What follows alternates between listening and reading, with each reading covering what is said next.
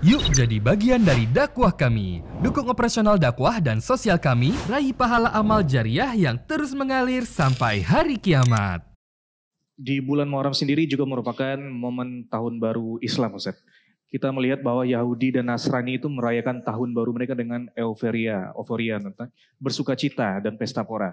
Bagaimana kalau kita juga sebagai seorang muslim merayakan tahun baru ini dengan kegiatan serupa, Ustaz? Kita ini pengikut Rasulullah.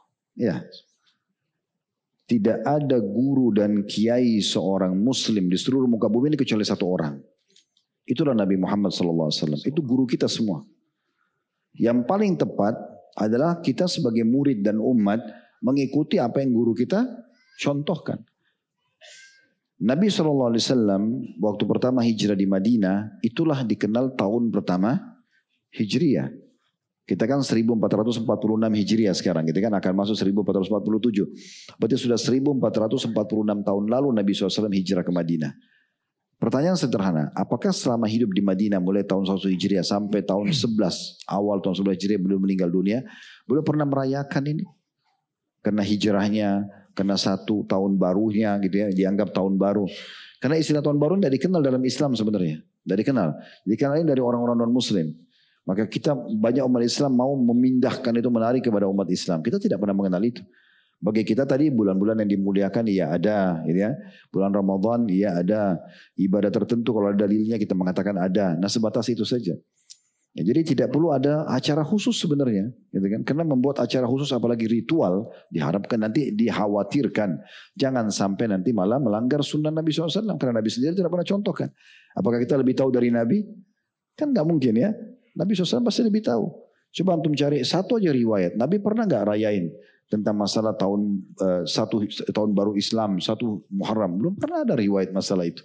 Dan kita rugi apa kalau kita tidak merayakannya? Dan tidak usah semua yang dirayakan oleh orang non-muslim. Kata seakan-akan Nasrani rayain, masa kita nggak rayain? Dan biarin aja mereka rayain. Ngapain ikut-ikutan?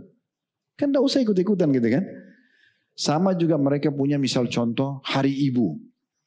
Saya sempat baca salah satu sejarahnya, karena mereka di negara-negara barat ini, kalau sudah 17 tahun ke atas mereka kan sudah bebas ya. Bahkan bisa tuntut orang tuanya, bisa coba minuman keras. Pokoknya mereka sudah bebas gitu ya. Dan mereka kalau sudah mulai kerja, orang tuanya sudah tua, jarang di antara mereka yang mau urus orang tuanya, dimasukkan panti jompo. Ya. Jadi sudah jarang diurus orang tuanya. Ada yang bahkan saya baca kisahnya itu, orang tuanya sudah meninggal, ditelepon sama panti jompo, dia bilang oke, berapa biayanya ditransfer, udah dikubur, dia tidak pernah pusing. Memang seperti itu. Akhirnya orang-orang tua ini pada minta supaya dibuat ada hari khusus mengenang orang tua. Kalau kita nggak ada itu, setiap detik kita mengejar bakti kita pada orang tua. Hidup atau sudah mati, kita nggak butuh setahun sekali hari ibu, nggak butuh. Kita setiap hari ibu kita bantu, gitu kan? Setiap hari kita kejar pahala dari dia. Hidup ataupun sudah mati. Kita tahu kan kita mengejar amal soleh itu kan. Bahkan termasuk amal yang afdal setelah iman kepada Allah adalah bakti pada kedua orang tua. Contohnya. Nah untuk apa kita ikut-ikutin mereka? Kan gitu. Jadi ini salah satu hal yang mesti kita fahami teman-teman. Jadi tidak semua apa yang dari non muslim kita ciplak dan kita harus paksakan masuk ke agama kita. Dan lebih kita khawatirkan lagi adalah sabda Nabi SAW. Man tasyabaha biqaumin fahuwa minhum. Siapa menyerupai satu kaum maka dia bisa sama dengan mereka. Mereka trompetan, mereka petasan, kita juga ikut-ikutan. Kenapa? Karena itu fenomenanya mereka. Untuk apa kita ikutin dalam masalahnya? Bagi teman-teman yang masih suka, saya cuma kasih satu pertanyaan. Kalau Anda tidak lakukan, kenapa? Apa yang kurang? Tidur cepat, gak harus tunggu jam 12 malam, badannya sehat, enak. Trompet-trompet itu di kuping orang, ganggu orang, klakson, ganggu macet jalanan. Untuk apa? Lewat sholat malamnya, lewat sholat subuhnya, gak ada manfaat sama sekali. Buang-buang waktu gitu kan. Tapi kalau Anda mau lakukan silahkan. Nanti dipelintir lagi gitu kan. Ya udah buat deh terserah.